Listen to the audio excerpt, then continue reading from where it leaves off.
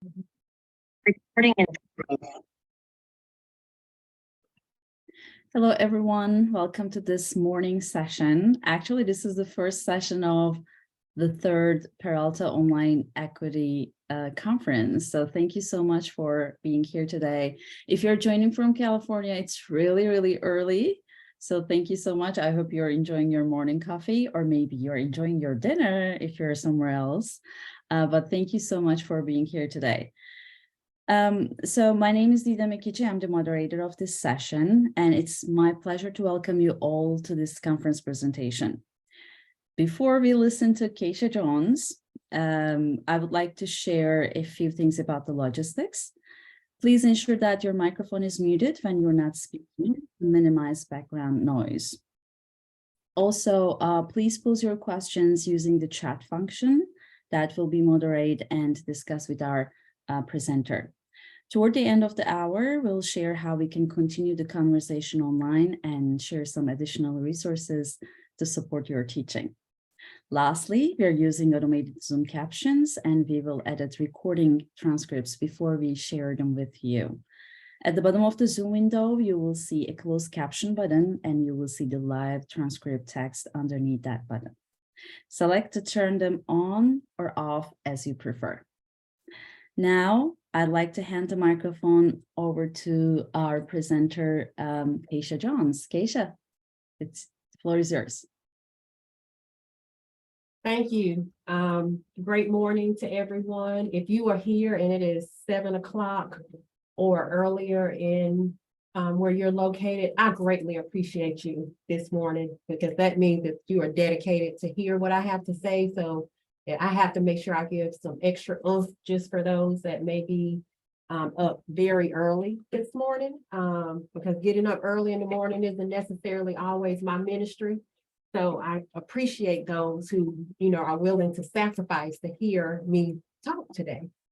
But today I'm going to just talk about how you all can start working on your diversity, equity, and inclusion efforts. It has been something that a lot of colleges, a lot of organizations have begun to put a little bit more work into and a little bit more effort into. And I'm going to talk about, how I've been able to do that in North Carolina. So just a little bit about me. I serve in two capacities. I work in the North Carolina Community College system. I serve on a campus as the Chief Student Services Officer at Davis and Davie Community College. I oversee all the student affairs here at the college, but I also have the pleasure of co-leading our equity initiatives, and actually will become our Chief Diversity Officer in addition to my duties here soon on my campus. So for the past, I'm gonna say 6.5, 7 years, I've been able to work with my college and be very intentional and strategic about how we have implemented our diversity, equity, and inclusion efforts here. In addition to that, now that sounds like I do a whole bunch, which it is a whole bunch.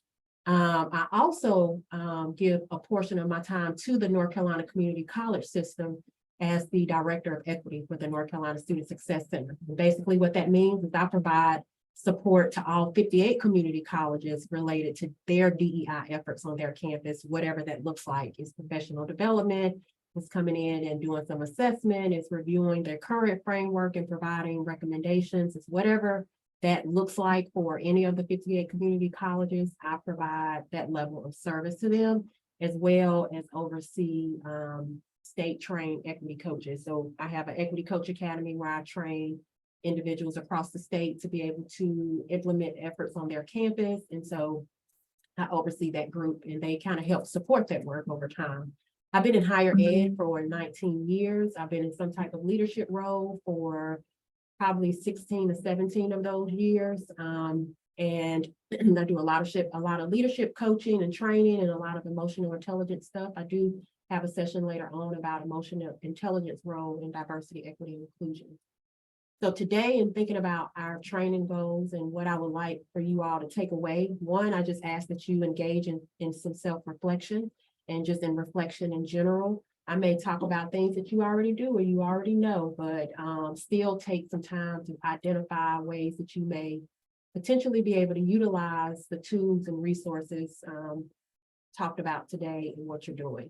You know, I explore opportunities for growth. We all have been doing this work or are doing this work, and we all have opportunities for growth. We've been doing it here for a while at Davidson, but even when I go and do some of the things I do at other colleges and helping them through their work, you know, some of the ideas of things that they're already doing, you know, I've tried to bring back here at Davidson. So always kind of exploring how you can grow in this space and in your current structure and what you're doing.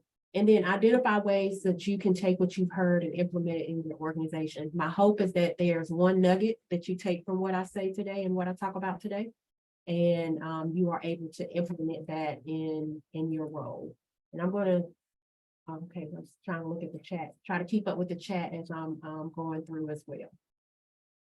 So in just thinking about what are you trying to achieve with your DEI efforts? When you think about your campus and you think about what you're doing, or you think about your organization, you know, what are you trying to achieve in what you're doing? Because if you think about it, adopting an equity mindset involves self-critical reflection, openness to learning from your mistakes, and ultimately holding ourselves and each other accountable to doing better in the organizations that we work in, and making sure that we are implementing the best things for all stakeholders involved in the work that we do. So as I go through this session, I challenge you to really think about, you know, what are you trying to achieve within your organization when you think about the efforts that you may have on your campus. And in many instances, I found even in some of the work that there aren't a lot of people that are doing a whole bunch as it relates to, you know, their DEI efforts. So the things that you are doing, I really want you to think about, you know, what are you trying to achieve?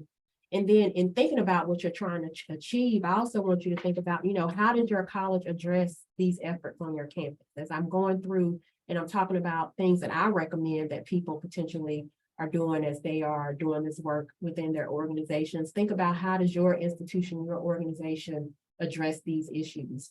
You know, I already talked about what are you trying to achieve? How do you define these words and what does it look like in action, right? We have, a lot of us have websites that have diversity, equity, and inclusion pages and some very nice, well thought out definitions. And does everybody know what that means? Does everybody know that those definitions exist? Does everybody know what that looks like in action? It's one thing to say, hey, diversity is for my institution, but what does that look like in action? Or equity is in my institution, what does that look like in action? So really being intentional and strategic about what you're trying to achieve with your efforts as you're thinking about how you're going to make that happen at the end of the day. Early case studies show that even well-resourced DEI initiatives fail if executed poorly. And I think a lot of that goes into, we don't really think about why we're doing what we're doing, what we need to do, how we're going to do, who needs to be involved.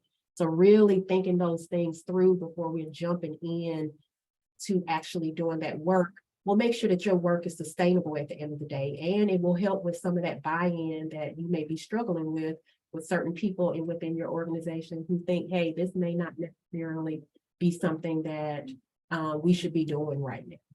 So there are going to be about 8 points, well, there will be 8 points that I'm going to go over today. I'm going to talk a little bit about, you know, why the commitment needed, you know, identifying a team that's going to kind of do this work within your organization, what to think about when it comes to assessment, how to think about, you know, the goals and goals and objectives of how this work, how you're going to do the work on your campus, those individuals you should involve in the process.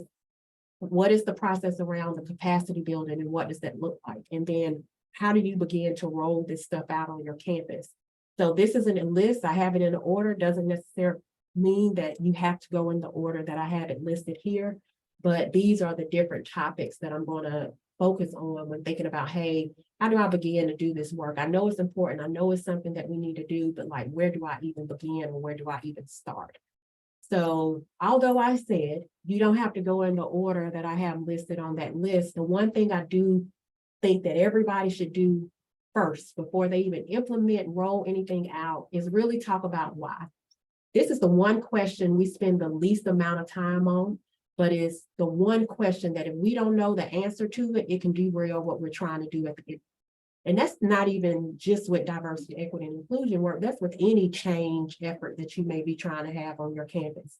People want to know why you are may change my role, or I may have to start doing something that I've never had to do, or we're now talking about things that we never talked about.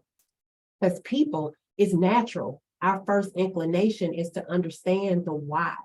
And when you're thinking about your diversity, equity, and inclusion efforts, you need to know what your why is. You need to know, why are we doing this work? Why did we decide that we want to begin to do this work now? Because when you don't know how to articulate the why, it gets muddy when you begin to do the work.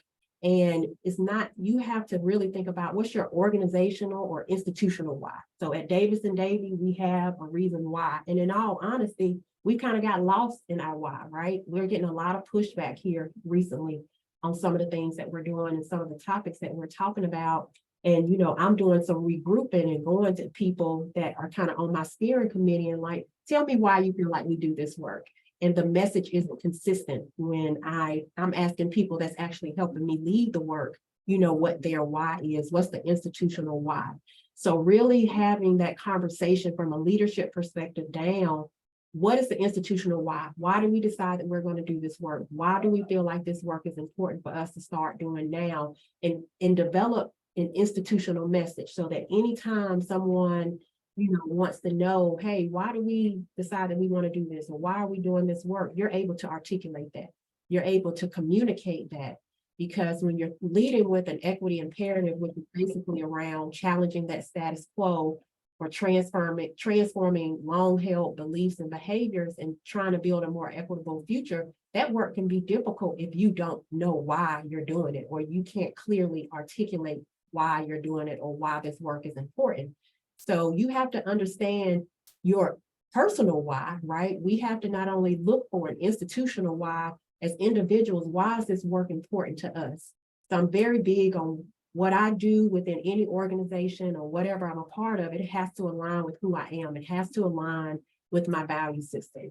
And so if I think about my own personal why, social justice is very important to me. I'm a woman of color. I have a 22-year-old son who, has to deal with the world in which we live in. And so for me, that's my own personal why. And my own personal why sustains me as this work gets more difficult and it gets a little bit difficult. It gets a little harder and I may want to give up and I may want to stop or I may want to fall back from doing the work. I can always go back to my own personal why. Why am I in this? Why is this important to me? But then I can align that with the institutional why and having, this is why I do it. But the thing that I also challenge people is, if this is not important to you, or you have individuals within your organization that is not important to you, have them identify their why not, right? It's okay to have a why this isn't important. It's not going to be important to everybody. We want it to be important to everybody. We want everybody to be involved in what we're doing, but we have to get to an understanding that we may not change everybody's mind, but at least we're having that conversation. So really digging into why this work is important is the very first thing that you should do. It shouldn't be all of a sudden, as a campus, we decided we're going to do some diversity, equity, and inclusion work. We're going to get a task force. We're going to start doing a whole bunch of professional development. But then when I ask you, why did we start doing this professional development that we weren't doing before? Or why are we doing more professional development around this particular area when we weren't really doing it? But I can't really articulate a why. Doing it just because isn't good enough or isn't sufficient always, or doing it because it's the right thing to do isn't always a sufficient response. And so having a way to identify and articulate to people why you're doing this work is important, because ultimately how you answer the question why will drive the solutions that you identify on how to address that particular problem in which you indicated. So like right now, I said we at Davidson, we're revisiting our why. And so people can tell me the how, the what, and all the things, but it's been a very big struggle for them to solidify, we had an initial why. Is that still our why? The why may change over time. So just spending some time with that, I think, is one of the very first things that you should do, even though I said that you don't have to go in the order in which my list was outlined. The next thing I think is important is around commitment, and having commitment from the top down that this work is important within your organization. I think that is extremely important. And it's not just lip service, like leadership articulating that why, right? Not us coming with the why and the if there's a committee or a task force, the task force kind of pushing out the why to campus and within that organization. But from a leadership perspective, you really don't know where they sit. When you're thinking about the commitment and you're thinking about this work and pushing this work and making sure that it's intentional and people are buying into what you're doing, leadership has to support it. As by nature, we follow the leader. In a lot of my workshops around leadership development and emotional intelligence, I'll tell anybody, an overwhelmed supervisor creates an overwhelmed staff. An unhappy supervisor creates an unhappy staff. We follow the leader. We follow what our leaders do or don't do. So if you're not engaged, why am I gonna be engaged? If you don't feel like it's important, why do I feel like it's important? If you can't even articulate to me, why are we doing this work? Why should I feel like I should give my time to engage in whatever it is that we're doing as it relates to this? So it's extremely important for you to have leadership support, not just from the seat of you're able to do the work, right? So if I think about my campus and I think about how we operate, I think I have really good leadership support from, they kind of let me move how I want to move. I'm able to kind of do this work and don't have to ask a lot of permission to do things, right? Because they have that trust in me that we've identified the why and we're being intentional and we're aligning it with strategic plan and things like that. But also they are engaging in the work. They are present in the work. They are communicating their why, personally, why they feel like this work is important. And again, as an institution, why this work is important. They are delivering that message. And that's from leadership down in all levels of leadership, may it be upper administration, mid-level, whatever the case may be. Staff and students should see that you are engaged in that work and getting that level of commitment. The next is around money. We put money where we put money in things that we feel is important, right? As individuals, we don't spend our money on stuff that is not important to us for the most part, right? We are going to spend money on things that are important to us, things that we want to do, that kind of thing. And so when you're thinking about that commitment, not only do you need leadership support, but you need them to put some money into the work.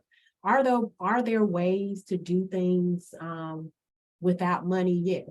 You have great conferences like this where you're able to attend and build capacity and not necessarily have to pay to attend a session. But when you think about some of the other things, if they are book reads that you want to do, or you want to bring someone on campus, or you want to hire a position, or you need money to do those things. And so when you're thinking about that commitment to the work and being able to just demonstrate that commitment to the work, you need to demonstrate that not only through leadership support, but that action from leadership comes through money, right? The big thing I challenge individuals to do who say they don't have money is figure out ways they can leverage different pots of money within their campus. So an activity that I do with some of the colleges that I coach related to equity is I have them do an initiative mapping activity. I have them map out all what they call initiatives or programs or whatever title they're using, but I have them map all that stuff out. And then what are the outcomes? What are the objectives? What is the timeline? What is the funding associated with it? And generally, we have a whole bunch going on our campus that aligns with equity. Almost everything that you're doing on your campus, for the most part, in some capacity, aligns with diversity, equity, and inclusion work in some capacity. So if you are looking at your outcomes and you're trying to figure out, hey, how can I find some money? How can I leverage money? Look at the different things that you have going on your campus and figure out how you can begin to leverage your money. At Davis and Davy, I don't have a budget for diversity, equity, and inclusion, but I have been able to do and buy everything that I wanted to do and buy because we do that initiative mapping and identify how do all of these initiatives and all these things that we are doing tie into the goals we have for diversity, equity, and inclusion. And we're able to leverage those dollars to do the different things that we want to do, bring people on campus, pay for professional development, or do some other type of activity, or even pay stipends to some of our staff to lead work on campus. And so really figuring out, hey, I may not be able to say I got this budget and I'm going to create this budget to do this, but I can figure out how I can leverage different dollars. And that's a way to demonstrate commitment to the work. The next thing around commitment is time. We like to do a bunch, but we don't like to give people time to do it, right? So I want you to do this. We're going to host this professional development. Everybody should attend this professional development, but at the time in which you do it is not ideal for everybody on your campus to engage in that particular professional development session, but it's important to everybody. That doesn't align. To tell me that it's important, but then you don't give me the time to do it does not make it important just because you said it was. You did not give me that time. So when you're thinking about commitment, time is just as important as leadership support, as giving money, giving me the time to not feel like I have to choose between this or that in order to engage in whatever the work looks like, or to engage in whatever it is that I'm trying to do. So making sure that you are allotting time for people to do that. The ways to do that is, I have attended and participated in several professional development days at campuses where they shut down for the day and they have a full professional development day. Well, one campus here in North Carolina, I had their whole professional development day. So I met with all of their faculty, I met with all of their staff, I met with their task force, I met with their president's council. And so they are dedicating time to really build capacity, really have conversation, really talk about what's working, what's not working. So when you're thinking about commitment, think about time just like you would think about money or leadership support or any of those other things, because you don't want people to have to choose. The next thing is really around building a team and identifying a team. Like, who's going to do this work? If you are a campus that doesn't have a chief diversity officer or someone with that type of title, and let's just say, like me, I oversee all the student affairs right now. And so but I'm also, considered our chief diversity officer here, and, that will be a part of my title in a couple of months. So I can't do that by myself. Just like the director of equity work, there's 58 community colleges. I cannot be what I need to be for my campus and 58 community colleges when it comes to diversity, equity, and inclusion work. So I have to identify a team. I have to identify those people that are going to help support the work. That team is almost, here at Davidson, we always talk about it as an organizational structure, right? So we have our equity steering committee that's co-led by myself and the CFO. And it's a mix of administrators, faculty, staff, and we invite a student once a month to our meetings. But then within that, we have equity champions. Equity champions are all of the stakeholders on our team, on our campus, who've indicated this work is important to me and I want to be a part of the work. So they help us do the things to make sure that we're accomplishing the goals. So whatever structure that looks like on your campus, identify a team of people that are going to lead the work. This is not the job of one individual person. Diversity, equity, and inclusion impacts every component of an institution, of an organization. So therefore, you should be identifying ways that it touches different pockets across your campus. And you can identify a cross-functional team that will allow you to do that work, and you have voices spread out throughout the campus, but then they collectively come together and they are identifying the goals of the institution. So for us, our equity steering committee identifies the equity goals for the whole college. And then there are different people that kind of implement what that will look like. But when you're identifying your team, once you've identified that team, determine what the goals of that team are. What is their role? Do they have any power or authority? One thing I recommend is don't create a team that don't have any power or authority, that they're just kind of the people that put together professional development and they really don't have any space to do anything. Try to create a team that really can move things and try to invoke change and do have some authority on the campus to be able to move forward the work.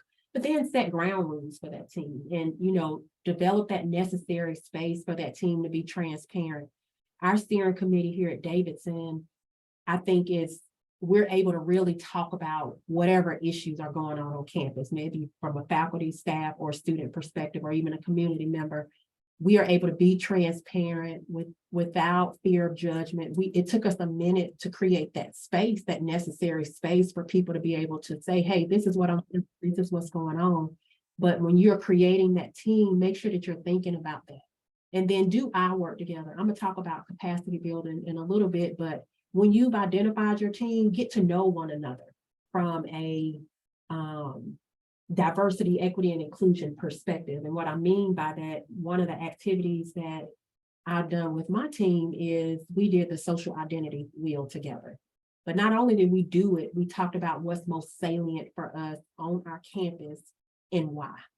And in doing that activity, people were able to understand why people communicate the way that they do, or why they share or don't share, or some of the thought processes they have when they are sharing or communicating or doing this work across campus, right? And so a good example is when I shared, they didn't really know. I think people feel because I lead the work, I don't have any struggles, and that's not the case, right? And for me, you know, being a Black female is most salient for me. I think about what I say. I think about how I say it. I think about what my facial expressions look like when I say it. That's a lot of bandwidth and mental capacity. And sometimes I don't always have that bandwidth or that mental capacity. And so I get into a say less mode. And basically for me, that's kind of a be quiet mode. And in doing that, I work with that team, they're better able to understand where I'm coming from.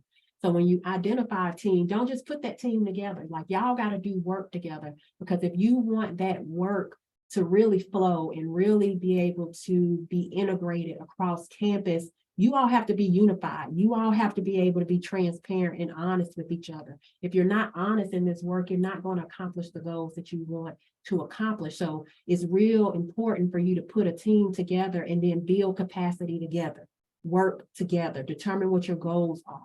I put some potential team members that you can have on these different teams.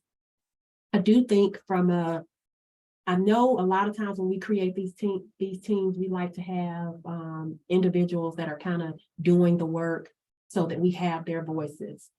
I would say for a team that's going to be leading the work, you need to have more people that can make decisions, because that gives the power and the authority that I talked about, right?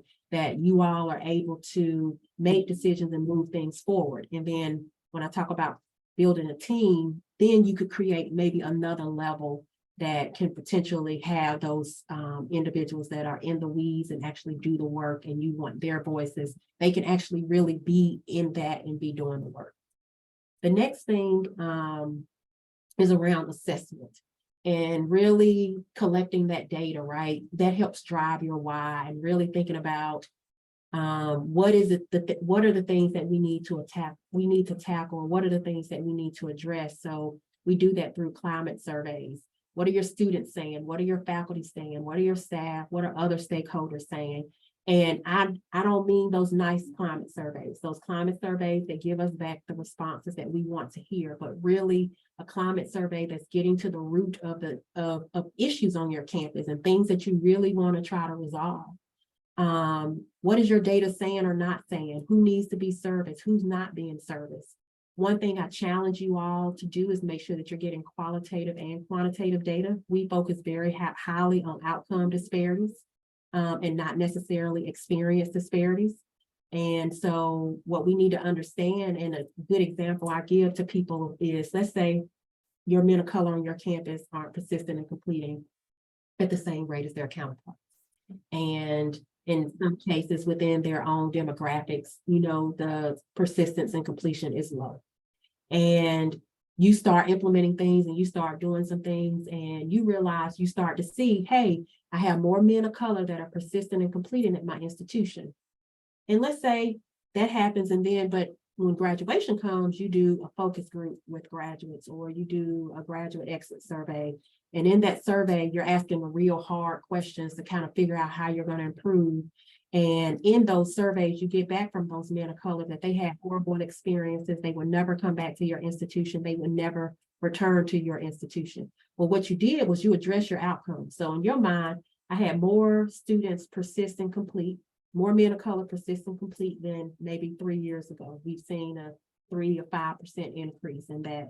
But if you think about the experiences they are having, they don't have a sense of belonging. They don't feel like they may have been mistreated. They were in hostile environments, whatever the case may be. So they didn't have good experiences. Well, what we need to realize is just because our numbers look good, we didn't necessarily close equity gaps because they won't return or they won't refer their family and friends to attend our college. So making sure with that data that you're not just focusing on that outcome, that you're also focusing on experiences. Making sure your mission, vision, and values address diversity, equity, and inclusion. Diversity, equity, and inclusion should be all through your strategic plan. Some of us in our strategic plan, the one space we do is hire diverse faculty and staff. That is our equity. And I think in some cases, that's kind of how they draw out equity in some strategic plans. We'll make sure that it's integrated, because again, diversity, equity, and inclusion is the job of every single person on your campus. And in order to get some buy-in and in order to drive that institutional why, if you integrate it and you intertwine it throughout your strategic plan, all you got to do is refer them back to the strategic plan. That's all you got to do is refer them back, right? Because everything that we do ultimately within an organization should tie back to that strategic plan. The other thing is that policy, practice, procedure, initiative, solution, whatever you call it, strategy review. That is how you do some equity in action, really looking through an equity lens, looking at things through an equity lens as it relates to, the policies and the practices that you put into place. Why does this policy exist? What forces are driving this policy? Who does this policy impact and who does this benefit? Are there individuals and or communities that will be disproportionately and negatively impacted by this policy or practice? Does this policy perpetuate or help to dismantle historical, legal, or other barriers set in the past? Are the right people at the table? If it's a student policy, are you viewing it from the lens of a student, or are you just putting something in place because somebody did something and you don't want them to do it again? Are you reviewing your public facing pieces of the college? That is where you create your sense of belonging with individuals. That's the first point. When I go to your website, how do I begin to see and feel like I belong on your campus? Next is around goals for your team. What are the goals of the team? When and how will the team roll out the work? How will the team assess the work? Anytime you implement something, you want to make sure that you're going to be able to assess it, and because there may be a need for you to go back and do it again. For your institution, what will be the focus? Who will be your focus? What does assessment even look like? How will you track your progress? What are your separate goals for faculty, staff, and students? I think a lot of times when we think about the work that we do, we get hung up on students. I understand we're here to serve students. However, the people that support those students also want to feel included, also want a sense of belonging. So when we're thinking about this work, it needs to be all stakeholders. We want to create an inclusive and belonging environment for everybody, not just for our students. So make sure when you're thinking about those goals that it's all encompassing and it's not just student focused.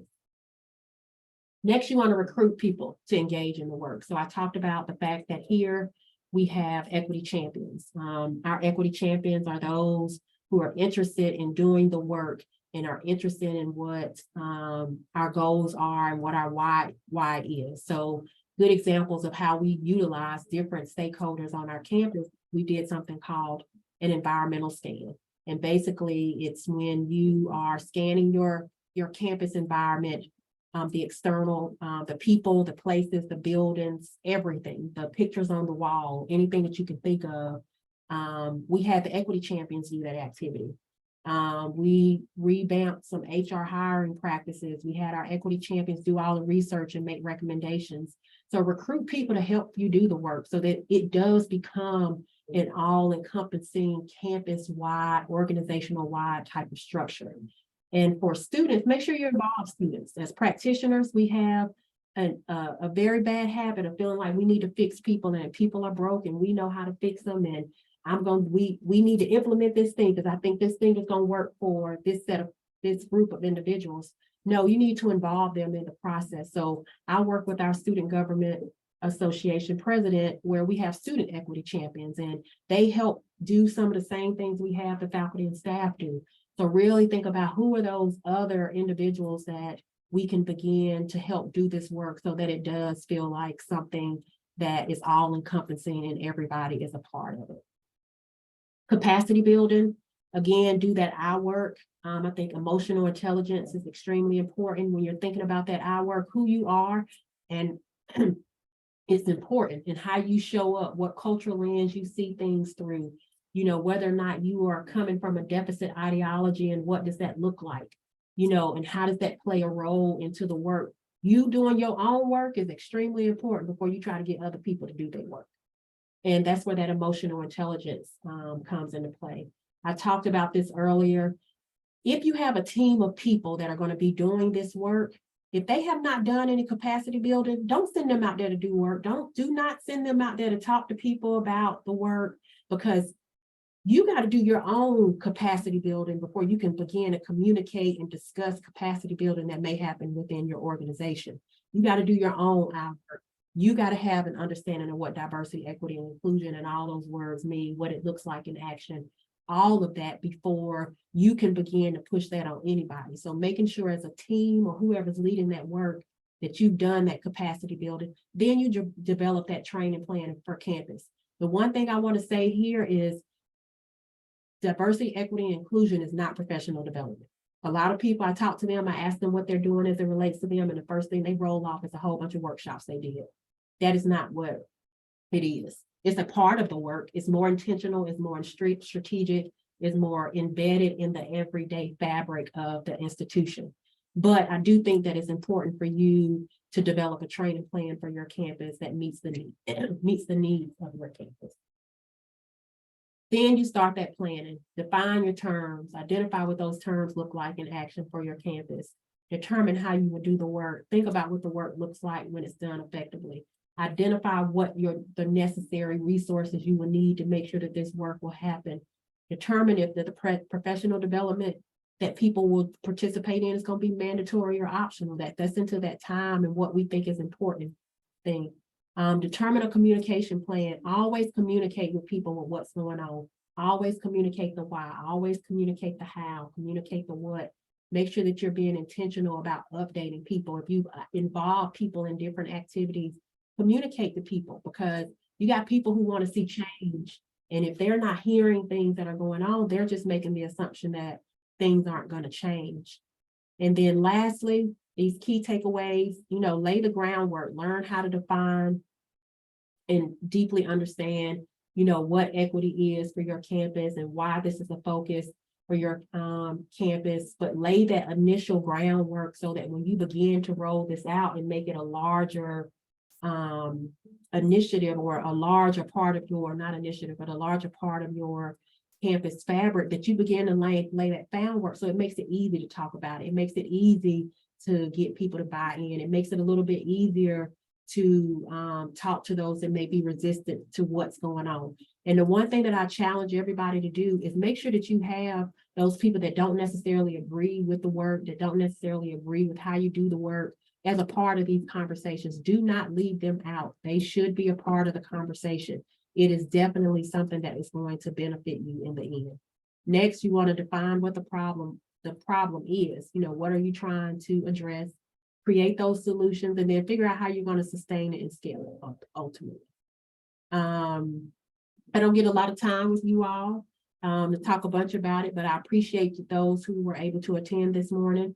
And I think we have maybe 5 minutes for questions. Yes, that's true, Keisha. Thank you so much. First of all, I really appreciate you, and I really appreciate this thought-provoking session. Some of the things like you asked, first of all, why equity, right? So sometimes we see that equity work is just on paper, which we really don't like. What can we do to put it in practice? And also thank you for sharing that consideration list with us, because it's important to have kind of like a checklist and also guiding questions for us, right? So thank you so much for consideration list. And of course, most importantly, why, institutional why, personal why, and remembering that this is not a one-person job, but it's a teamwork to have equitable practices. So thank you so much, Keisha. So as you said, we have 5 minutes for questions and answers. Feel free to use the chat box or unmute yourself to direct your question to our presenter. I will be moderating the chat, Keisha, but feel free to look at it as well. And here is the first question. What if institutional goal may be different, my goal of equity? Wow.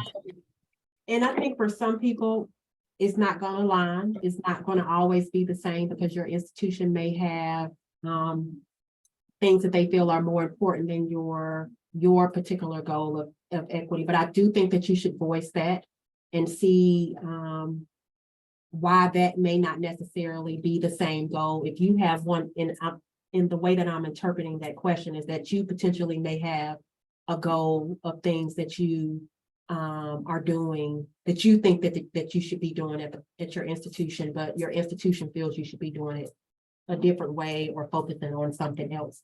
I think you should still communicate that and articulate that. In some cases, you may not be able to get to it right now, but I wouldn't let whatever your goal is, as long as it aligns with the mission, vision, and values of your institution, that, hey, it may not be a goal this year, it may be a goal for next year. I do recommend when you're identifying what your goals are that you start with two, you only do 2 or 3 goals a year. You can't fix everything at one time. So what are the most, what are the things that have the greatest impact for us right now that we may need to be focused on? And that may not necessarily be your goal, but I wouldn't, lose the voice related to whatever you think is important. But I still think that, sometimes our own personal individual whys may not always be the same as it relates to our institution, but it can help make sure that we continue to drive the work and that we continue to push forward. But as I'll say, here at my college, there are several things that I think that we should be doing that we don't do right now. But there's one thing that I've been pushing for probably 3 years now, and in the fall we're implementing it. So I would say continue to push that and try to voice that opinion. Alice, I hope that answers the question. But Alice. Good morning, Dr. Jones. I have a question regarding engaging a team in the I work. I'm calling from the University of Wisconsin-Madison. We refer to the I work as self-work, so I love to hear that in the mix. After you have the conversations regarding the social identities and so forth, sometimes depending on how in-depth someone has done that work, it causes a little bit more chaos and so forth. I'm wondering if you could map out some additional strategies that you might not have gotten a chance to cover in your presentation, because we have been engaging people in talking about their salient identities, ones they don't they really don't think about and so forth. So I was wondering if there are some other ways of just keeping this conversation going and digging in as far as a team goes. Here at Davidson, we've done emotional intelligence. So actually have done the assessment and kind of identified where we sit. And then, we try to tie that into how that plays into the diversity, equity, and inclusion work that we do here at the campus. We have done, we did 2 other assessments, but I cannot remember the 2 assessments. We've done emotional intelligence, we did the social identity wheel, and we've done 2 other assessments, but I just cannot remember them off the top of my head. The other thing that we've tried to do as a team is do some book reads where we are reading a book, like one book that we read that isn't necessarily around but it just allowed us to collectively talk about our personal perspectives where, of the things that the book talked about. So it was the Equity Talk to Equity Walk. And so we read that chapter by chapter. We had a very deep discussion about our perspectives, about, where we sit and what we feel needs to occur on our campus based off of, what may have been outlined in that book. And I think that has kind of helped us with our work. We have done an implicit bias assessment. I just don't remember off the top of my head which one it was. But I can share that. I don't know if you share information, but I can just share a page of resources of the different things that we utilize to try to do some of that hour. Thank you so much. That was very helpful. You're welcome. Thank you, everyone. Again, I don't see any, oh, actually, I see one question from Deborah. So did you do implicit bias assessment, Keisha? Yeah, we have. We use a lot of the resources that are with the Office of Community College Research and OCCRL. They have some resources out there, and we utilize some of their resources. And one of their resources is a implicit bias assessment that is used quite frequently amongst. Thank you very much. And thank you all again for joining. We're finishing the session on time. And Keisha, thank you so much for being on top of everything and the time management. Thank you so much for finishing it on time also. And so our next session will start at 8 a.m. or in 15 minutes, let's say, if you're joining from another part of the world. So you can stay in this room, or you can check the schedule and join the other two rooms. But thank you so much again for joining. Have a wonderful rest of your day. You too. Thank you. Bye, Keisha. Thank you so much. Bye.